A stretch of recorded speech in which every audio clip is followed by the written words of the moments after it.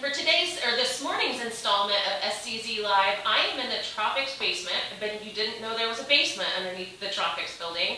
But I am downstairs, and right now I'm standing in front of their enrichment supplies because we have a special enrichment going on for the Guam Rail. And my friend Jordan is here today to talk about the Guam Rail. Hey guys, I'll introduce you to one of our special birds here at the zoo. This is Toru. He's a Guam Rail. He's 6 years old, and he is our ambassador for our Mariana Avifauna Conservation Project, or MAC for short. Right now he is participating in some of his favorite enrichment activities. Shredded paper is absolutely one of his favorite things. You'll notice he just ate a megaworm. Worms are one of his favorite diet items. Alongside those worms, he also gets several different kinds of pellets that are designed for birds. He gets fruits and veggies, a little bit of egg, and we chop and mix all of this up every single day for their diet. Hey, buddy. Rails are very secretive in the wild. So Toru is actually hand-reared to get him to be a little more friendly towards people, so you guys can actually see him when he's on exhibit. He is very affectionate with his keepers. He loves scratches. Don't you, buddy? Yeah, you're a good boy. If you see him nip at me at any point today, that is just because he does not appreciate when I stop giving him his scratches. I love his colors. Can you talk a little bit about that coloration and what that might be helpful for? This guy has all of these brown undertones because he lives on the ground in his habitat. These guys will forage on the ground, go through. They do have the ability to fly very short distances, but for the most part they are going to live completely on the ground. All of the insects that they like to forage on are found there under leaves and things on the forest floor. So this gives him great camouflage. So he has great camouflage, but he wasn't really set up to defend himself against his greatest threat, was he? He is not. Unfortunately, during World War II, the brown tree snake was brought over on cargo ships to Guam, and with that, introduced and did very, very well on the island. These guys are not equipped to deal with snakes. They were not supposed to. Snakes are not native to those islands. In that time frame, we lost 9 of our 11 endemic species on the island. In the early 1980s is when they noticed how bad the problem was. They actually went out and caught all of the Guam rails that were left, so they could bring them into captivity to breed and try to save the species. And you used a great word there. You used the word endemic. I did. And can you tell our viewers what endemic means, just very briefly? Endemic is an animal that is found only in that one place. So the Guam rail is only found on Guam, or was supposed to be until the brown tree snake. After they spent, After they spent several years in the breeding programs, they did start release programs. They did this on the island of Rhoda and Coco. Coco is uninhabited. It's a small little resort island only. And they have started releasing those birds on those islands in the past several decades. We have started noticing it is a successful program. We're seeing chicks being raised every year. That's exciting. There. Yeah, my eyes got big at that. That is really exciting. It is very exciting. We don't have specific numbers for how successful it is because of the secretive nature of the bird. But it is a successful program. We do take part in this breeding program, and so do 13 other AZA zoos across the country. We try to give about 20% of the release birds. We try to be part of that. 80% of the birds released every year come from the rail lab on Guam. They do a majority of the breeding and release for the populations. So we actually have 2 more Guam rail. We do. And where are they? In the tropics, and we have them set up like that so that they can have their privacy to breed. And that's because they're a secretive species and they don't really want prying eyes. They do not. You guys can see Toru all the time. He is on exhibit for you guys to see as soon as we open back up. But those 2 will never be viewable to the public. We like to give them their space. We would very much like them to contribute to the breeding program.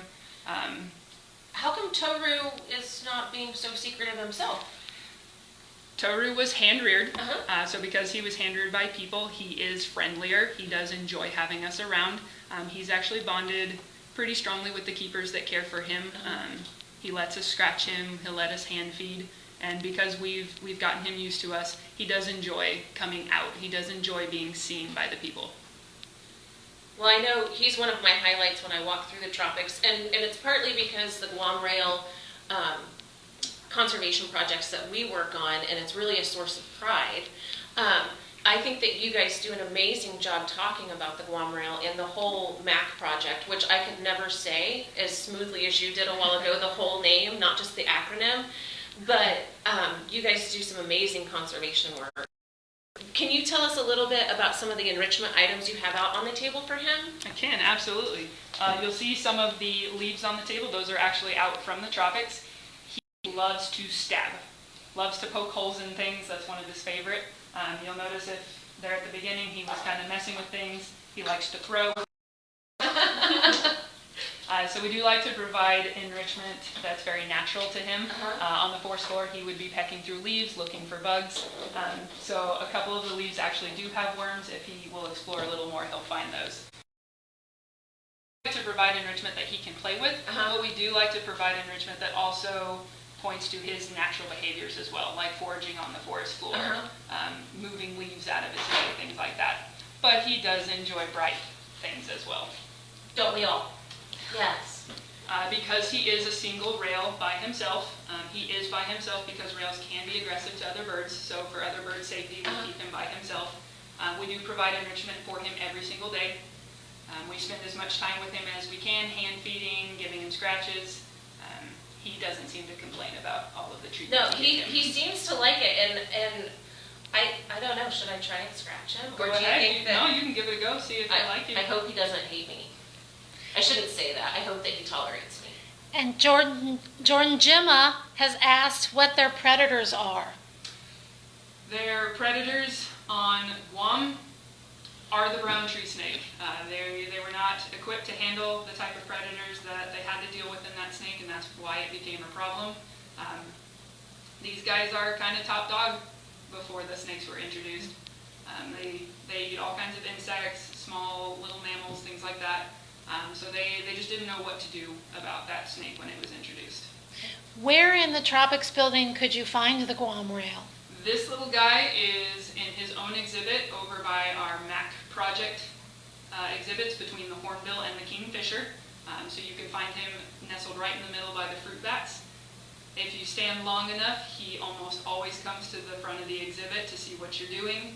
He's very personable. He does want to see you as much as you want to see him. If you can't find him, chances are he's taking a nap. Oh, naps are so important.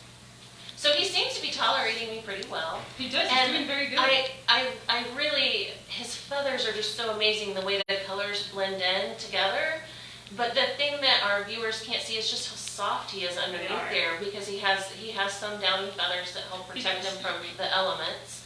I always like to tell my friends that those outer feathers are kind of like, the downy feathers that are underneath are kind of like long underwear, and then those outer feathers are almost like a raincoat. So they've got their layers of clothing on to make sure, well, feathers, to make sure that they stay just the right temperature. They've got camouflage, and they're able to survive in their habitat. And Sophie would like to know if they are endangered. They were previously listed as extinct in the wild, but because of the success of the breeding program, they have been upgraded to critically endangered. That's a pretty impressive. It is very impressive. It's so important, and we're very excited about that. Only time will tell if we continue to do good things with the breeding program. He is a little sassy. He may be 6, but he does have his moments. He is sassy, and I was not gonna lie, I was very afraid that was gonna hurt. But it didn't really hurt. It does not. I could feel it, but it was almost like someone put chopsticks on my fingers. He's more of just telling you he wants more attention. Okay. Well, you know what? We're going to let you get your attention from Jordan and go through your enrichment items. So thank you very much for being with us today. And ladies and gentlemen, thank you so much for joining us today. It was a really great experience for me because I got to touch the Guam Rail. So I'm going to go through the rest rest of my day on cloud 9. So thank you guys, and remember that even though we're closed, we're still caring, and we'll see you at 2 o'clock.